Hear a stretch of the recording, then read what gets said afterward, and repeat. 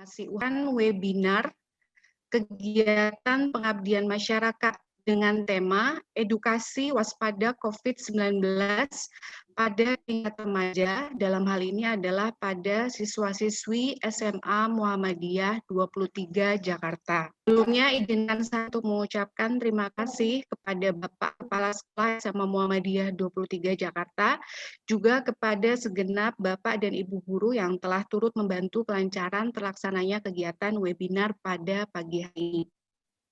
Adik-adik sekalian, siswa SMA Muhammadiyah 23 Jakarta, sebagaimana yang kita ketahui bersama ya, Indonesia saat ini dan juga sebagian besar negara di dunia saat ini tengah berjuang melawan pandemi COVID-19. Pandemi ini sudah berlangsung cukup lama ya, hampir 1,5 tahun lebih dan masih juga belum berakhir. Kasus demi kasus kita ketahui semakin banyak. Bahkan angka terkonfirmasi positif di beberapa minggu terakhir ini kian memprihatinkan karena angkanya yang sangat tinggi dan sangat signifikan ya. Dengan kasus yang melonjak sangat tinggi tersebut, Indonesia saat ini dikatakan sebagai epicentrum COVID-19 di dunia. Ya. Jadi itu sangat memprihatinkan sekali ya. Mengalahkan India yang sebelumnya sempat menduduki peringkat pertama kasus terbanyak COVID-19 di negaranya. Berbagai varian atau mutasi dari virus corona kian membuat pandemi ini semakin sulit untuk tertangani. Bahkan varian yang saat ini paling banyak ditemui di Indonesia, yakni varian Delta, dikatakan memiliki tingkat penularan yang sangat tinggi dibandingkan dengan varian-varian yang ada sebelumnya. Tidak ada jalan lain tentunya ya adik-adik sekalian selain dengan mengketatkan protokol kesehatan dan juga meningkatkan edukasi. Dalam hal ini adalah penyuluhan terkait dengan COVID-19 ini. Oleh karena itu, pada kesempatan ini, adik-adik sekalian nantinya akan mendapatkan edukasi terkait dengan COVID-19 dari pembicara-pembicara yang akan hadir. Pembicara yang pertama yakni saya sendiri, yaitu Apoteker Etindia Permanasari. Saya akan menerangkan terkait dengan COVID-19 secara general, secara umum. Pembicara yang kedua hadir juga nanti adalah Ibu Apoteker Septianita Hastuti, MSc. Beliau merupakan dosen farmasi UHAMKA yang saat ini juga menjadi apoteker pada Rumah Sakit Darurat COVID-19 Wisma Atlet ya. Nanti beliau akan membagikan cerita dan pengalamannya dalam menangani pasien positif COVID-19 di Wisma Atlet. Dengan begitu, maka kita berharap ya agar adik-adik sekalian tentunya akan menjadi lebih waspada ya setelah mengikuti webinar ini ya, dan tentunya akan menyadari betapa bahayanya COVID-19 ini. Oleh karena itu, marilah kita buka acara ini dengan bersama-sama mengucapkan basmalah. Bismillahirrahmanirrahim. Baik, untuk materi yang pertama terkait dengan COVID-19 secara general atau umum, ini Ibu akan membagi lingkup bahasan kita menjadi 4 bagian. Yang pertama adalah pengetahuan tentang SARS-CoV-2 dan COVID-19 itu sendiri. Ya, jadi ada 2 hal, SARS-CoV dan COVID-19, kemudian penularannya, pencegahan, dan yang terakhir adalah vaksin. Untuk berjalannya kegiatan webinar ini nanti kita akan setelah pembicara pertama nanti langsung masuk ke pembicara kedua, baru nanti setelah pembicara 1 dan pembicara 2 selesai untuk memberikan materinya, kita baru lanjutkan dengan sesi tanya jawab sekitar 15 sampai 20 menit ya. Baik, kita mulai dengan melihat situasi ya, situasi terkini terkait dengan pandemi COVID-19 ini. Kita ketahui akhir-akhir ini ya memang angka terkonfirmasi positif di Indonesia ini sangat tinggi ya, lonjakannya tuh sangat tinggi ya di beberapa minggu terakhir.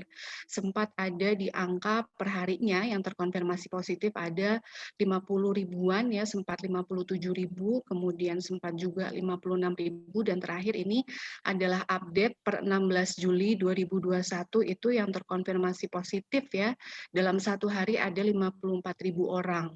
Dan dari total keseluruhan yang terkonfirmasi positif di Indonesia itu sudah mencapai 2.780.803 kasus, di mana dari angka yang sangat banyak tadi itu ada 2.204.491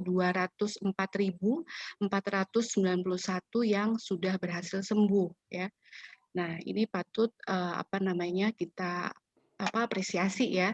Mudah-mudahan ya semakin banyak yang juga sembuh dari positif COVID-19 ini gitu. Nah, tentu kita harus tahu ya sebetulnya apa COVID-19 dan apa itu SARS-CoV-2. Pasti adik-adik selain mendengar istilah COVID-19 juga pernah mendengar istilah SARS-CoV-2. Ya, jadi COVID-19 itu adalah singkatan dari Coronavirus Disease 2019. Ini maksudnya adalah nama penyakitnya.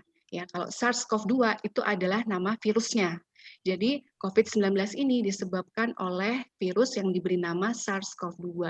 Jadi SARS-CoV-2 ini adalah virus baru penyebab penyakit saluran pernapasan yang mana kita tahu itu berasal dari Cina ya, dari Wuhan ya. Dulu di 2020 awal kan itu cukup banyak sekali ya beritanya ya. Jadi dari Wuhan Cina ya itu mulai ada kasus COVID-19 ini, kemudian akhirnya menyebar kemana-mana sampai akhirnya hampir ke seluruh negara di dunia juga terkena pandemi ini gitu. Nah, novel coronavirus merupakan salah satu keluarga dengan virus penyebab SARS dan MERS.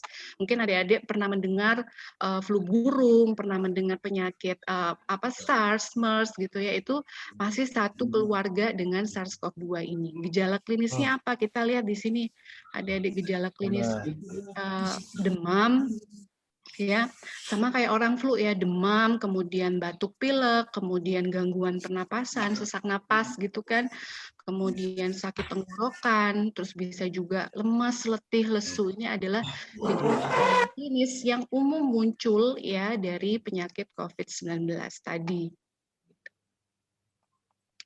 Nah, kita mau lihat secara detail nih coronavirus ini. Jadi penyebab COVID-19 tadi sudah saya katakan ya, SARS-CoV-2 itu adalah virus yang tergolong dalam famili coronavirus. Kalau dilihat dari materi genetiknya, mungkin adik-adik pernah mendapatkan materi terkait dengan virus di pelajaran biologi ya. Yang namanya materi genetik itu ada dua macam, ada DNA dan ada RNA.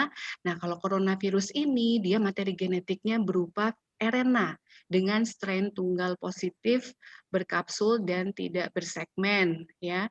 Jadi dia bentuknya bundar nih si virus penyebab COVID-19 ini ya dengan diameter kira-kira 60 sampai 140 nanometer ya.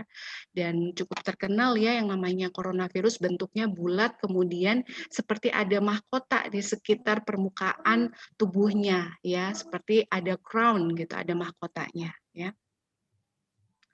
Nah, kalau kita lihat ya tadi kan penyebab dari COVID-19 itu adalah SARS-CoV-2. SARS-CoV-2 itu adalah keluarga dari coronavirus ya. Nah, coronavirus kan macam-macam nih, ada SARS, ada MERS, kemudian ada H5N1 penyebab flu burung yang dulu juga sempat menjadi pandemi, enggak menjadi pandemi tapi sempat cukup ada kasusnya di Indonesia gitu ya. Kemudian yang terakhir adalah COVID-19. Ya, ini jenis virusnya, ini famili genusnya itu dari Coronaviridae, terus kecuali flu burung dari Orthomyxoviridae, ya, kemudian genusnya beta coronavirus yang flu burung ini adalah influenza virus, kemudian yang COVID-19 dia beta coronavirus juga. Masa inkubasi kita lihat di sini rata-rata hampir sama ya, 2 sampai 7 hari ya. Yang MERS ini 2 sampai 14 hari, flu burung 2 sampai 5 hari dan untuk COVID ini 5 hari bahkan masa inkubasinya bisa sampai 14 hari ya untuk yang COVID-19. Kemudian negara pertama yang melapor, ya kalau SARS negara pertama itu Cina, wilayahnya itu berasal dari Guangdong itu tahun 2002, itu booming ya. MERS itu pertama kali dilaporkan di Saudi Arabia tahun 2012, flu burung itu juga di Cina ya, Cina Hong Kong ya tahun 1997 dan COVID-19 sekali lagi dari Cina juga, dari wilayah Wuhan itu di 2019 akhir ya, itu mulai ada kasus yang terkonfirmasi positif dari sana. Nah, kalau hewan penularannya ini rata-rata kalau SARS itu dari kelelawar, kucing ya, kalau MERS dari unta ya, karena di Saudi Arabia kan ada unta ya di sana ya, kemudian flu burung unggas, kemudian COVID-19 ini masih dalam investigasi, belum diketahui secara pasti. Ada yang bilang dari apa namanya, dari babi ya, tapi ya itu juga masih dalam investigasi. Transmisi itu apa? Ada yang tahu? Transmisi itu adalah penularannya. Ya, jadi cara penularannya bagaimana? Kalau SARS itu dari droplet. Droplet itu adalah partikel-partikel apa namanya, air liur ya yang keluar dari mulut kita, droplet. Itu dikatakan sebagai droplet. Ya, kemudian kontak dengan benda yang terkontaminasi, yaitu juga apa merupakan penularan dari SARS, kemudian penularan antar manusia. Kalau MERS juga sama, umumnya droplet dan kontak dengan benda yang terkontaminasi. Kalau flu burung itu juga droplet dan kontak dengan benda terkontaminasi. Kalau COVID-19 selain droplet itu sudah pasti kontak dengan benda terkontaminasi. Makanya kan pada saat kita apa namanya mau megang sesuatu kan biasanya kan kita menyemprot dengan cairan apa desinfektan ya, atau misalkan kita habis memegang barang atau benda, gagang pintu, atau misalkan ambil paket di luar gitu kan, biasanya kan selalu sedia hand sanitizer, yaitu adalah untuk mencegah kontak dengan benda yang mungkin terkontaminasi. Kemudian lainnya juga masih dalam investigasi. Ada yang bilang bisa apa namanya transmisinya tuh terjadi secara aerosol atau udara gitu kan. Makanya kan ada istilah jaga jarak gitu ya. Jadi kemudian yang apa dalam ruangan tertutup harus ventilasinya harus baik ya, sirkulasi udaranya harus baik gitu ya, karena itu semua masih dalam investigasi sebetulnya, tapi mungkin saja ada kemungkinan itu bisa tertular secara aerosol atau udara gitu. Maka ya hal-hal tadi perlu kita perhatikan. Kemudian gejala dan tandanya apa saja nih? Kalau SARS ya sama ya, ini SARS, MERS, flu burung, dan COVID-19 utamanya ya gangguan saluran pernapasan, mulai dari ringan gitu kan, sampai dengan yang berat gitu. Kalau MERS bisa diikuti dengan gangguan ginjal ya. Kemudian COVID-19 ya tadi selain apa namanya gejala ringan sampai dengan berat, bahkan ada yang tidak bergejala atau kita sering sebut itu sebagai OTG, orang tidak bergejala gitu. Tapi belum tentu apa namanya tidak positif COVID gitu. Bisa saja ternyata dia positif tapi tidak keluar gejalanya ya gitu. Kemudian angka kematian ya, kalau yang SARS ini 14-15%, yang MERS itu 35%, flu burung ini global 50%, Indonesia cukup tinggi ya 84%. Kalau COVID ya kita tahu sendiri tuh kemarin per 16 Juli angka kematian dalam satu hari saja 1.200 orang di Indonesia gitu kan. Jadi kalau persentasenya ya mungkin juga apa namanya tinggi ya untuk yang COVID-19 ini, dan itu pun masih berlangsung sampai sekarang. Nah, kalau pengobatan dan vaksin, kalau SARS belum ada vaksin ya, suportif gitu artinya ya dengan disupport dengan vitamin supaya apa namanya tubuh bisa punya sistem imun yang baik untuk melawan virus itu ya. MERS juga sama ya, suportif dan belum ada vaksin tertentu. Ya flu burung juga itu paling dengan antivirus ya, biasanya dengan oseltamivir, dan kalau flu burung juga belum ada vaksin khusus untuk flu burung ini. Nah, kalau COVID-19 selain dengan suportif ya pengobatannya ya, juga ada antivirus yang lain yang nanti juga akan dijelaskan oleh Ibu Septianita, Ibu Apoteker Septianita ya, dan juga vaksin untuk pencegahan ya. Vaksin kan ada banyak beberapa jenis ya yang bisa dipakai di Indonesia untuk COVID-19 ini. Kemudian kasus di Indonesia kalau SARS itu belum ada, MERS belum ada, flu burung itu ada sekitar 200 kasus dengan angka kematiannya itu 168 ya. Pantesan 84% ya tadi angka kematiannya. Kalau COVID-19 itu 2,7 juta orang ya kasus konfirmasi positif COVID-19 di Indonesia. Cukup tinggi sekali ya. gitu. Nah, sebetulnya bagaimana sih cara SARS-CoV-2, cara si virus penyebab COVID-19 ini masuk ke sel manusia? Ini agak sedikit berbau-bau biologi ya, adik-adik. Jadi di dalam sel tubuh manusia itu ada reseptor-reseptor. Ya, reseptor yang khusus terhadap SARS-CoV-2 ini adalah reseptor ACE2.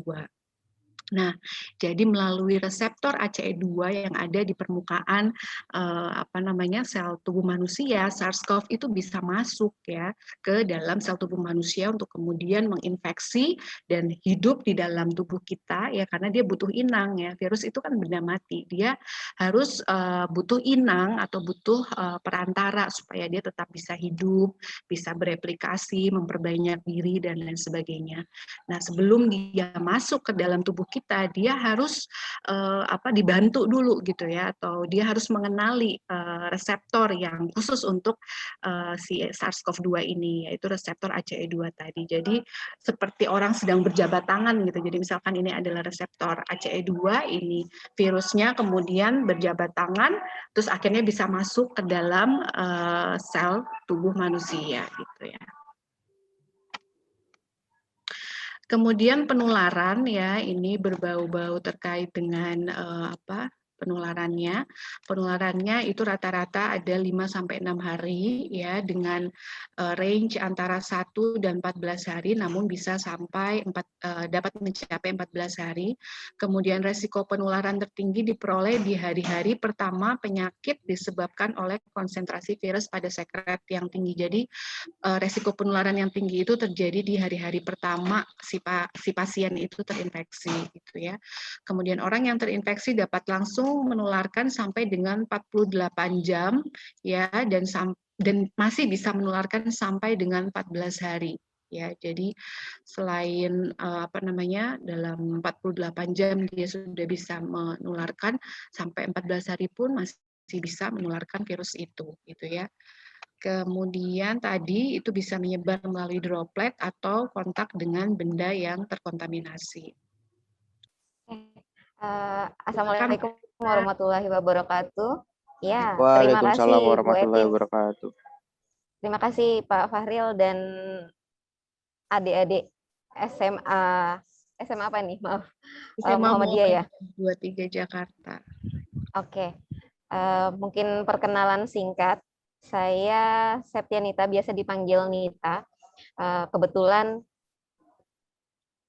tugas utamanya seharusnya di dosen di UHAMKA, dosen farmasi, dan sekarang jadi relawan apoteker di Rumah Sakit Darurat COVID Wisma Atlet Kemayoran sejak bulan Maret 2020 sampai sekarang. Nah, ini kita nggak terlalu ini kali ya, paling slide-nya seadanya. Ini juga belum diupdate, tapi nanti teman-teman boleh nanya terkait dengan apa sih sebenarnya terkait dengan COVID itu. Nanti bisa tanya sama ke Bu Etin, bisa tanya ke saya juga. Izin untuk share screen ya. Ya, silakan Bu.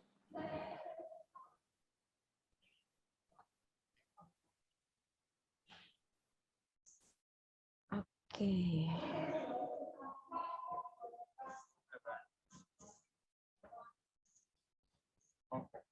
Oke, ini kalau saya mungkin akan lebih membahas teknis terkait dengan apa sih yang terjadi di lapangan kayak gitu. Makanya ini bahas kasus COVID-19 di RSDC Wisma Atlet Kemayoran. Terus perkembangan varian SARS-CoV-2-nya seperti apa? Terapi untuk COVID-19 itu bagaimana, dan hal yang dapat dilakukan di tengah pandemi seperti ini. Untuk kasus COVID di Wisma Atlet, pasien yang kita rawat per hari ini adalah sejumlah 6.128. Jadi ini kita bisa menampung sekitar 7.894 pasien. Tapi memang minggu ini mulai menurun, cuman gejalanya lebih meningkat daripada biasanya. Tadinya kan kita banyak pasien dengan gejala ringan, sedang. Kalau sekarang levelnya justru meningkat dari pasien untuk yang gejala sedang sampai gejala beratnya itu banyak yang kita terima sekarang. Dan rata-rata yang datang ke Wisma Atlet ini pasiennya yang sudah desaturasi. Jadi saturasi oksigennya itu biasanya di bawah 94, malah ada yang di bawah 90. Mereka biasanya butuh bantuan untuk terapi oksigennya seperti apa. Makanya kalau misalnya sudah mengalami desaturasi seperti itu, pasien-pasien yang positif COVID itu harusnya sudah mencari pertolongan untuk ke rumah sakit. Karena biasanya kalau di rumah sakit kan untuk kebutuhan oksigennya biasanya memadai. Cuman memang nyatanya di lapangan adalah bahan baku untuk oksigen itu sendiri terbatas. Jadi banyak juga pasien yang sudah datang ke rumah sakit, mereka tidak mendapatkan pertolongan untuk pemberian oksigennya. Ini total pasien yang sudah kita rawat dari 23 Maret sampai 17 Juli. Ini sebaran COVID, ini saya cepat aja ya, ini untuk update yang COVID di 34 provinsi di bulan Juni kemarin. Jadi total kasusnya itu semakin meningkat, mungkin tadi datanya Bu Etin lebih terupdate. Terus kalau untuk mutasi, di Indonesia memang sudah masuk yang mutasi ini ya, Delta yang sekarang. Delta ini dia lebih cepat penularannya. Jadi mungkin tadi biasanya kalau untuk yang beta itu dia untuk penularan itu butuh waktu misalnya 20 menit, tapi kalau misalnya delta ini bisa sampai 5 menit, dia bisa mudah menularkan kalau misalnya memang kita tidak memakai masker ataupun tidak menerapkan protokol kesehatan dengan baik. Jadi memang ini yang menyebabkan kenapa kasus di Indonesia itu melonjak sedemikian cepatnya, karena memang dia sifat virusnya itu memang untuk yang delta ini dia lebih mudah menularkan. Jadi ini varian delta ini berkembang, dia berasal dari India ya. Jadi penyebab lonjakan pasien yang terpapar COVID dalam belakangan ini ya relatif lebih tinggi daripada yang varian-varian sebelumnya. Terus dia memiliki mutasi atau penyebaran yang lebih cepat dan bisa lebih berbahaya.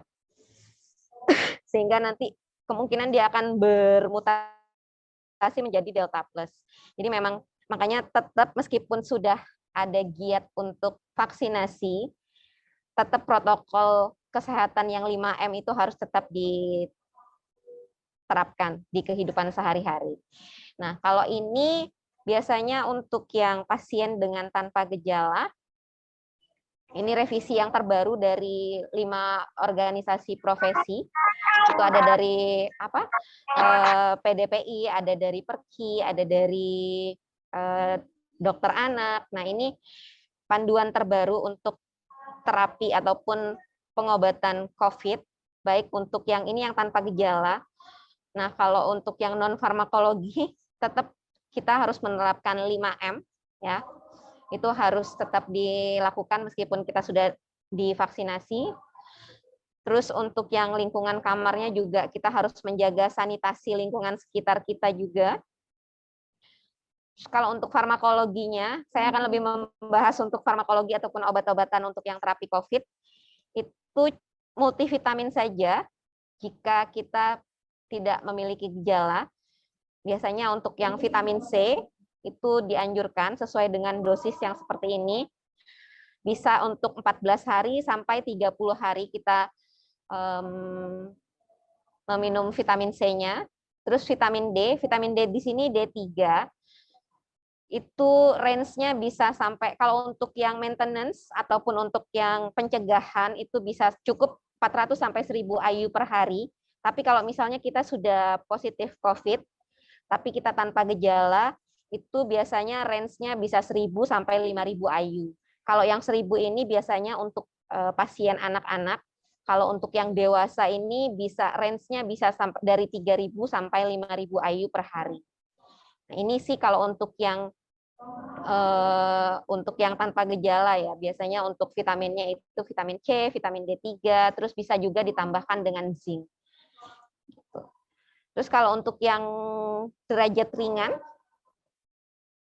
dia perbedaannya yang sama dengan yang tanpa gejala tadi adalah ada penambahan antivirus di sini. Ya, jadi diberikan favipiravir.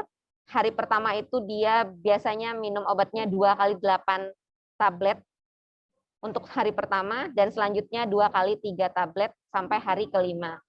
Nah, nanti kalau misalnya ada gejala, misalnya dia demam, bisa diberikan paracetamol. Terus kalau misalnya nanti ada batuk, bisa dikasih asetilsistein dan lain sebagainya, sesuai dengan keluhan ataupun gejalanya seperti apa. Nah, kalau untuk derajat sedang, ini untuk perbedaannya sama yang tadi ringan adalah di pilihan antivirusnya. Kalau antivirusnya yang tadi cukup diberikan favipiravir untuk yang ringan, tapi kalau untuk yang sedang, kalau misalnya dia sudah tidak bisa minum obat secara oral, berarti harus kita berikan via injeksi. Itu kita berikan antivirusnya remdesivir. Itu hari pertama nanti kita berikan 2 vial remdesivir, dan selanjutnya hari kedua sampai kelima nanti kita lihat progresnya, itu 1 vial diberikan. Kalau misalnya belum ada perbaikan, itu bisa dilanjutkan sampai hari ke-10. Nah, ini kalau untuk remdesivir biasanya diberikan untuk pasien yang sudah di rumah sakit ya. Kalau misalnya di rumah masih bisa diberikan favipiravir, tapi balik lagi karena ketersediaan antivirus di Indonesia memang sedang terbatas. Jadi kadang-kadang meskipun orang dengan positif COVID itu ingin melakukan isolasi di rumah, tetap tidak bisa karena memang terkendalanya biasanya di antivirusnya. Terus kalau untuk yang derajat sedang ini juga udah ada antikoagulannya, karena biasanya jeleknya COVID ini efek kejadian koagulasi darah itu akan berlanjut terus. Kadang biasanya dia sudah negatif nih dari COVID-nya. Terus tiba-tiba pas pulang ke rumah dia bisa saja meninggal karena ternyata efek penggumpalan darahnya itu akan terjadi terus sampai batas waktu, kadang-kadang bisa sampai 2 minggu setelah dia dinyatakan negatif dari COVID-nya.